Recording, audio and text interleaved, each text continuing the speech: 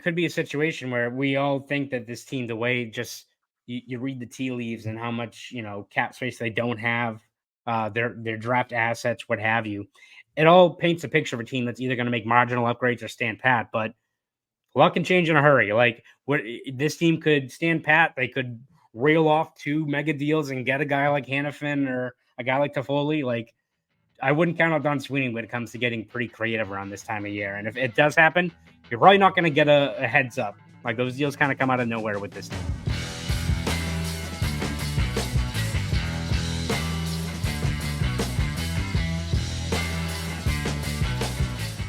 And welcome into the Bruins Beat, presented by Prize Picks. I'm Evan Marinofsky. That's Conor Ryan. Connor, what is up? Evan, I'm doing well. How you doing? Doing great. Look, I'll be up front. I'll be open. I'll be honest. This is being recorded prior to Monday night's game against the Toronto Maple Leafs. I apologize. I am sorry. There's nothing we can do. Fortunately, for Maple Leafs game reaction and everything, Poke the Barrel come out on Tuesday or be recorded Tuesday and come out later. And I imagine Pucks with Haggs will be able to react to that game. But I got to be honest, Connor, I don't think the games are what matter most to people this week. I don't think it's the games. That's why I'm not, not really sweating this. Because March 8th, the trade deadline approaches. Friday. It's on Friday. And it stinks for us because trade deadline is fun conversation for like a good month and a half leading up to it, whether your team stinks, whether your team's good. You and I have never podcasted, knock on wood, when the Bruins were remotely sellers. Now, they haven't been sellers at a deadline like in my lifetime. Right. I don't know. The chances, I guess, are slim of that happening. But still, we've been lucky. I do think, didn't we record a podcast once, and it was during when they essentially salary dumped Foligno and Hall? I think we were recording when that happened. So that was something, right? That was over the summer. Yes. So, yes, they did sell those pieces. Yeah, selling, again, it was part of the bigger picture of freeing up cap space. But again, you could maybe qualify that. But again, if we're recording, all of a sudden, DeBrusk is traded for a first-round pick and a B-level prospect, that'd be a little bit different, right? And I think we both were like, oh, they're freeing up money because they're going to re-sign Tyler Bertuzzi. That's what they're going to do. Boom. We were spot on with that. Yeah, that was not the greatest prediction in the world. But trade deadline coming up. And I think Saturday's game, I don't want to say complicates things for the Bruins, but it makes it maybe a little more clear of what needs to happen, what might need to happen. They sucked on Saturday. My God, what a horrendous. I actually have a friend who, so I was at an island. I want to just tell the story real quick. I promise we'll get right into deadline stuff. People are like going right ahead, 15 seconds. But anyway, one of my friends wanted to treat her boyfriend to a fun. He's a big Bruins fan. They're both big Bruins fans, and they wanted to go away to see an away game, and they want to hit every NHL arena. And they figured, oh, Bruins Islanders on his birthday weekend, that's perfect. So they went to Long Island for that game. Very excited for it, just to watch them suck. So I felt bad about that. It was a very nice idea though by her. I mean, that's a good gift. But not her fault. Yeah, no, it's a good move. Unfortunately, as has been the case for most of the last month, and people have gone to these games and have been immediately let down because there's been a lot of pretty shitty games, Evan, to be honest with you, last month. There have been, and even in the close ones, they've been shitty. But things continue to complicate, and more reportings come out. It was either Elliot Friedman or Pierre LeBrun, and we'll get into both of their reporting. One of them said the Bruins could be the most fascinating team at the trade deadline. I think that may have been Friedman, who said that because he did a team-by-team breakdown of what he's hearing on every team. We'll start with Pierre LeBrun. Pierre LeBrun came out with a story on Monday, kind of detailing what he's hearing on each big name player available at the deadline. And Linus Ullmark was a player mentioned in that story. And he mentioned, the pros of kind of what you did, the pros of keeping Linus Ullmark, the cons. But he mentioned that the goalie market is, Markstrom might stay with Calgary. Fleury's not leaving. who else is left out there? And the Bruins are in a unique situation where a true hockey trade, we said this last week, a true hockey trade may be what they need most. This would be a hockey trade. And one team he mentioned was the New Jersey Devils, who are in need of a goalie. I think he mentioned that they were really pushing for Jacob Markstrom, but still Linus Ullmark, reigning Vezina winner. What do you think of that?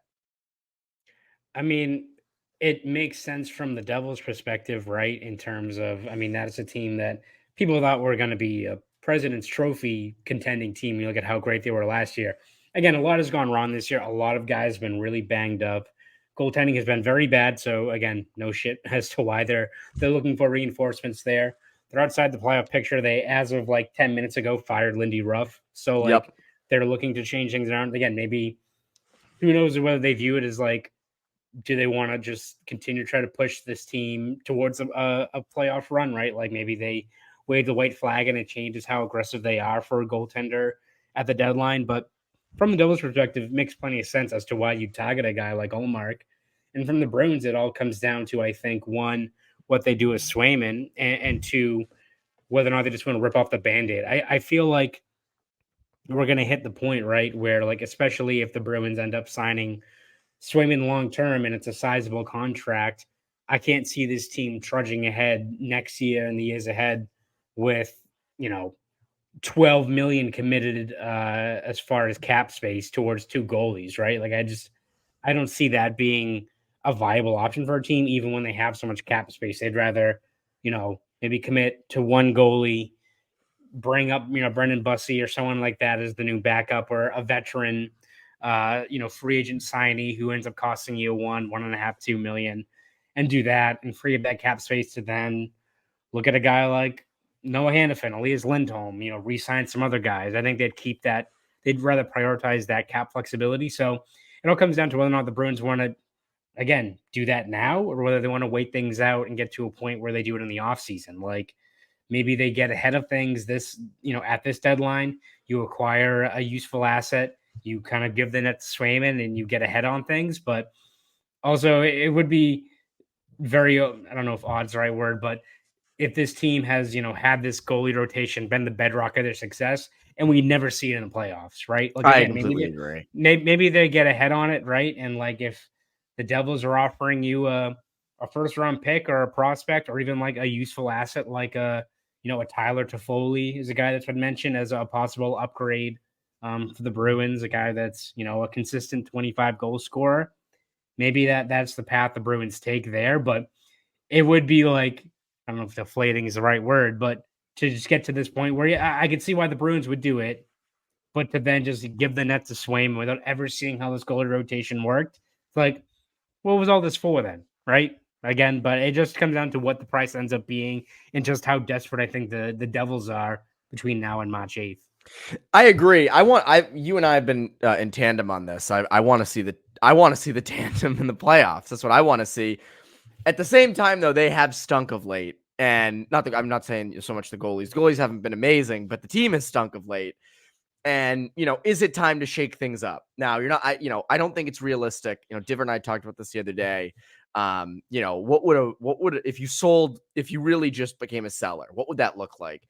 I don't see them actually doing that, or even coming close to doing that. But do they make a hockey trade? I mean, look, the Devils have a first round pick this year. They have a first round pick next year. They do not have a second round pick this year, but they do have one next year.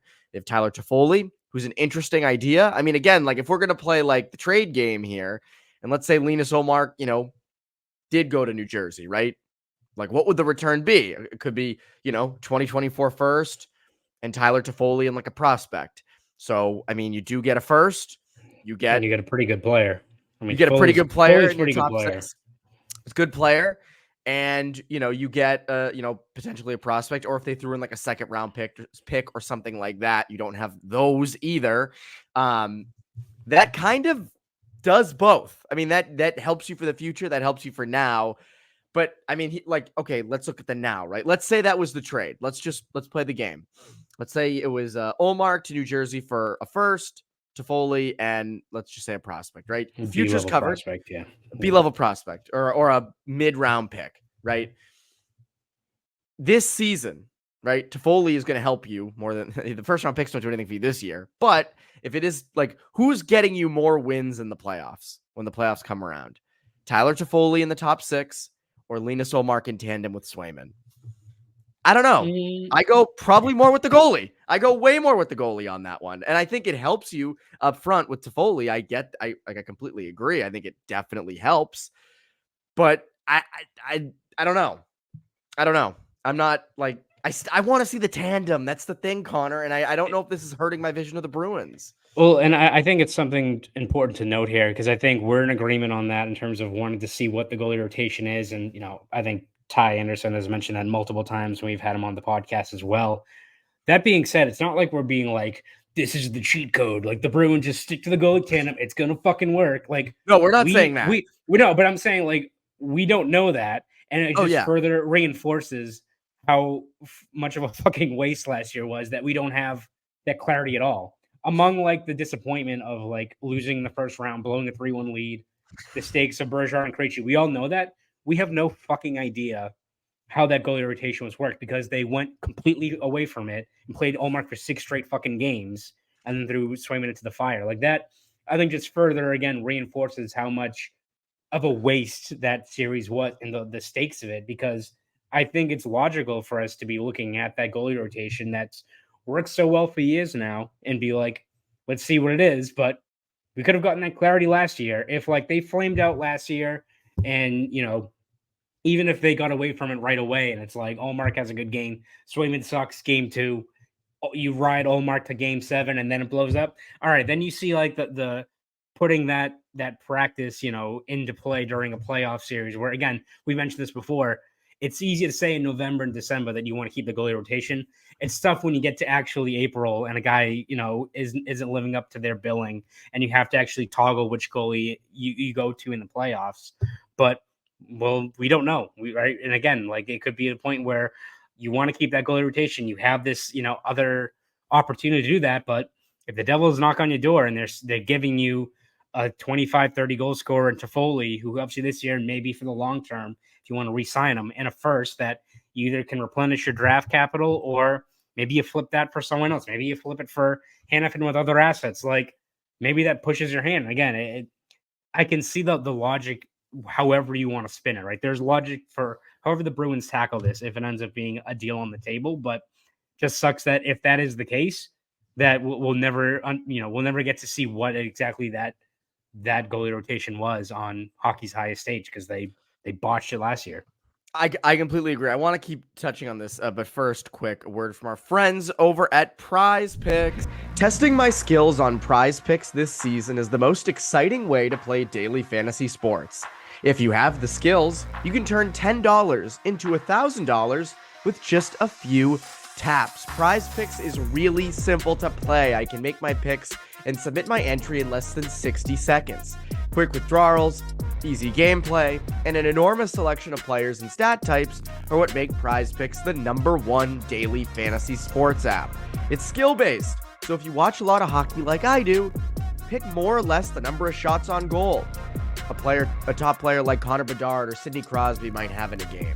So download the app today and use code CLNS for a first deposit match up to $100. Again, download the app today and use code CLNS for a first deposit match up to $100. Prize Picks. Pick more, pick less. It's that easy. Now, back to the show. You mentioned an interesting thing, and I was thinking about this. Okay, so let's say that Ullmark deal happens, right? And you did get those pieces back, Toffoli a first, a B-level prospect or mid-round pick. And then you flip that first and or the prospect or mid-round pick, plus maybe DeBrusk or, something to Calgary for Noah Hanifin. Let's say that's what they did, right? Let's say they wheel and deal. Let's say they do 2 hockey trades, right? And somehow, because again, you have to trade a guy like DeBrusk or a roster player to make the money work, because I don't have what Toffoli makes in front of me, but it can't be that cheap. So you're going to have to free up some money in that to get Hanifin back. You're going to be like the Calgary Flames of the East, which would be really fun. But in that event, right? Let's say they had a top 6 of JVR, Zacha, Pastrnak, Marchand, Coyle, and Toffoli, because in that case, like, let's say like DeBrusk is gone. And then, your top 4 is Lindholm and McAvoy and Hanifin and Carlo, or flip-flop the pairs, whatever you want. Are they better that way than if they just had the goalie tandem? Like, I think in that case, probably, yeah. But because you're bolstering your back end. But at the same time, I agree with you. You want to see the tandem. I get that. But again, I don't know if they do what we have wanted them to do for weeks now, right? And they go out and they get a depth defenseman who's big and physical, and they get a depth forward who's kind of big and physical, right? Let's say that's all they do. The way this roster's shaking out, the way they're playing right now, and they have for the last month, they're probably out in the first round. Unless they face Toronto and get past, like, then I could see that, they could get past them, but then you face Tampa or Florida, and one of them has Hanifin or something like that. I mean, you might bow out, and you didn't really get any assets, at the deadline. You didn't try to shake things up. So the more I think about it, the more I do lean towards a hockey trade and shaking things up, because I don't think the formula they have right now is going off the last month. I don't think it's worthy of, that's a cup contender, Yeah. And I don't think that's just us being, prisoners of right now. I think that's been them for the last month. Yeah, no, I mean, I think it all just comes down to between now and March 8th. It's just it all revolves around what deal is actually out there, right? Like, again, Yes.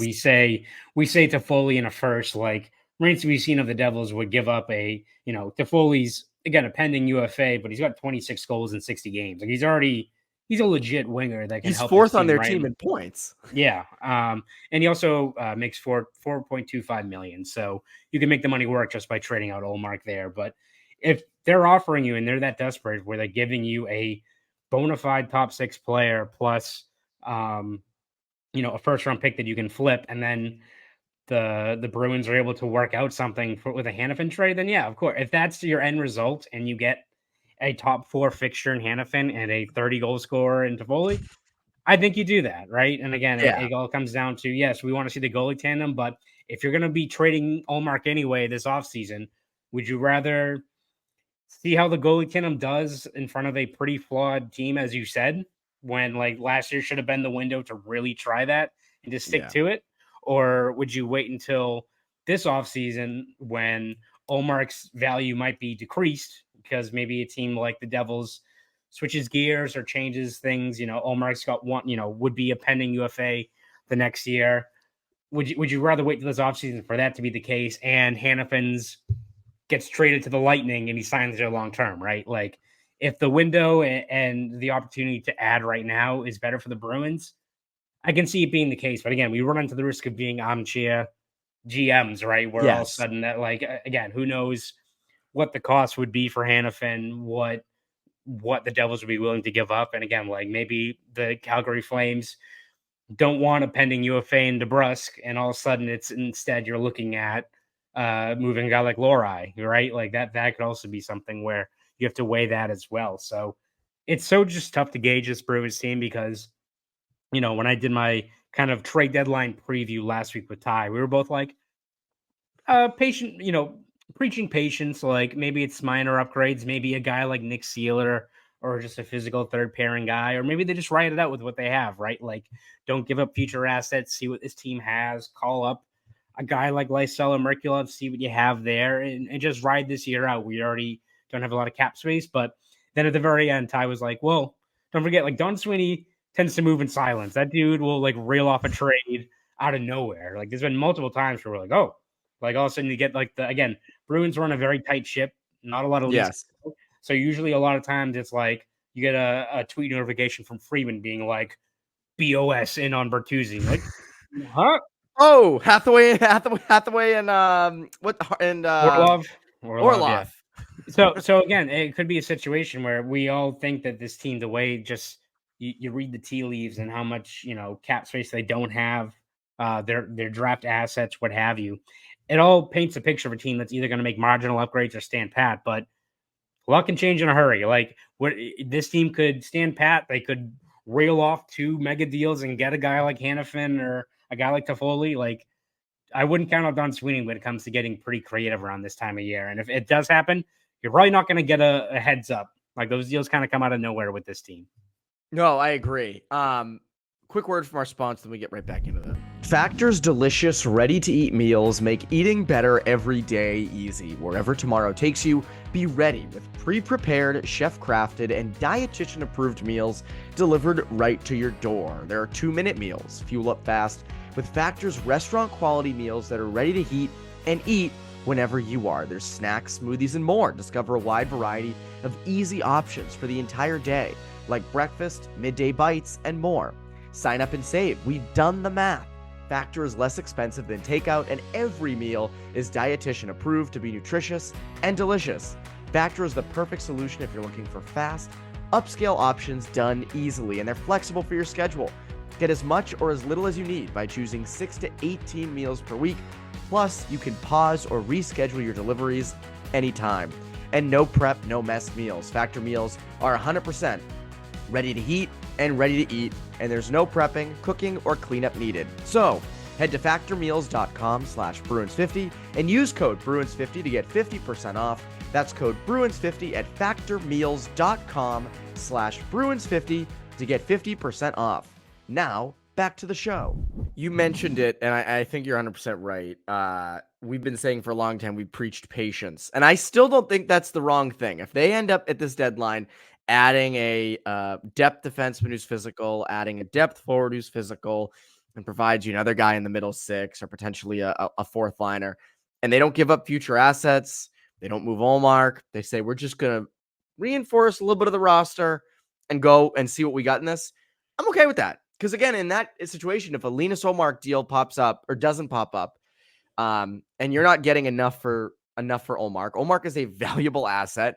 If you're not getting enough for him, I'm okay with hedging your bets and seeing if there's a better deal at the draft or in the offseason and they don't do anything. What I will have a problem with, the one thing that I will be very against, is if you trade assets for rentals. That I can't stand. Now, Ullmark for Toffoli is a different thing, because in that situation, in our situation, you'd be getting first round picks, a prospect. Maybe you can re-sign Toffoli. He is pending UFA. They do have a lot of cap space this offseason. He would be a guy in your top 6, probably replaces Jake DeBrusk. So that I'm okay with that. But for just someone who's going to be here for 3 months and then out the door, please don't trade a Lysell, even like a Lysell or a future first or anything like that for a rental. That's the one thing I really don't want. Elliot Friedman also had a bunch of things in 32 Thoughts about the Bruins, mentioned a lot of the idea of a hockey deal because they don't have a ton of draft capital to trade. It would have to be a hockey deal. Mentioned that the Bruins have begun talking to Jeremy Swayman about an extension. So that kind of hits at what you were saying earlier, in that you can't have Swayman, let's say hypothetically, making $7 million a year and Ullmark making, 5.25 now and then re-signing him in a year for, $7-8 million. You can't have that on your books. So that's one thing. And then he also mentioned that they've contacted Calgary about Noah Hanifin, but also Noah Hanifin's destination is Tampa Bay. So I'm interested. I mean, what do you think of that? What do you think of the Swayman extension? Where are you at with that stuff? Yeah, I mean, if you're the Bruins, I think it makes sense. And again, like, you still want to see what Swayman does in the playoffs, right? There are some question marks, but you look at his age, the fact that he has, I think, taken steps forward every year. I think it benefits all parties, right? To sign him long term and get him here for the foreseeable future for this team, right? Like, there's not a lot of teams that have a surefire potential number one netminder. You can make the case that he already is a surefire guy, and to get ahead on maybe a contract before some other goalies that are due for deals the next year or two, put pen to paper. Like, it makes sense for the Bruins, and I think you want to make sure Jeremy Swayman's happy. He was not thrilled. I don't know if you heard this, Evan. Wasn't thrilled with the arbitration. So a new deal can kind of, I think, I don't know if mend fences is a little bit too dramatic there, but I think all sides would benefit from a long-term deal, obviously. But again, it also adds credence to the fact that if the Bruins cross the finish line, between now and March 8th, and Swayman signs for 7-8 years at $7 million or what have you, that further validates that, something's got to give with this goalie rotation. Again, if a deal is to be made where you're getting assets for both this year and for the foreseeable future, so as you said, I don't think the Bruins are looking at just rentals. Like, they're not going to, I don't think, like, acquire a guy like Hanifin without knowing that they can sign him long term. They're not going to, again, like maybe Toffoli, you'll see what he is there, but you had a guy like that with the purpose of keeping him here long term. So I think it all just comes down to if Swayman signs, yeah, I think that further validates that. I don't think you're going to be seeing maybe a goalie hug next year, not to make Bruins fans sad, but like something's got to give there. You're going to have to face some hard truths with this team because I just can't see them operate with 12, 11 to $12 million dedicated to one spot in the lineup like that. It's just not feasible, even with the cap space they have next year. And again, I've been, you and I think have been in lockstep about this too all along. Like, as much as we want to see the goalie tandem this season, I'm fine with no goalie hug next year. I'm fine. Like, Ullmark is a valuable asset that you can get something for. And again, if you're going to sign Swayman to a long-term extension, which is what I assume they're going to do, you're not going to sign him and then trade him out the door. Even though, yes, Swayman could get you a lot in a trade. That would be a crazy way to treat a good player. That's like an NHL like franchise mode. That's what I do with like my Madden franchise. The Houston Texans, we've won like 8 straight Super Bowls. But I agree. I just Ullmark can get you something. And I think the other thing is like, and we have to remember this, right? We talked a lot about the deadline, or a little bit about the deadline between the Christmas break and the All-Star break. And we kept saying, don't do anything big. The roster is what it is. It's still kind of a bridge here. We know they're really good. Reinforce it a little bit. And I think if the Bruins were still first in the Atlantic, playing great hockey, the lineup was cooking, we would say the same thing. Like, I don't think we would be sitting here if they were in first, they didn't have all these losses or overtime losses, and they were, truly like still fighting for like top of the league. We'd be like, oh, don't trade Ullmark. Stick with the tandem. It is working. It's another year of trying this out. But things have changed. Things have changed. It'll be interesting to see what happened on Monday night against Toronto. Crazy game. All the stars were out, Connor. It was a hell of a night. So people are saying. Yeah. Again, that also could change how aggressive the Bruins are. They could get absolutely obliterated by Toronto, or maybe they win. Again, it all depends. We looked at like the Devils. Hell, like they could drop a few more games between now and then. They're like, you know what? White flag. This year's cursed. Everyone got hurt. We still have Jack Hughes and all these other guys. Like, we'll get back at it next year and address things later on.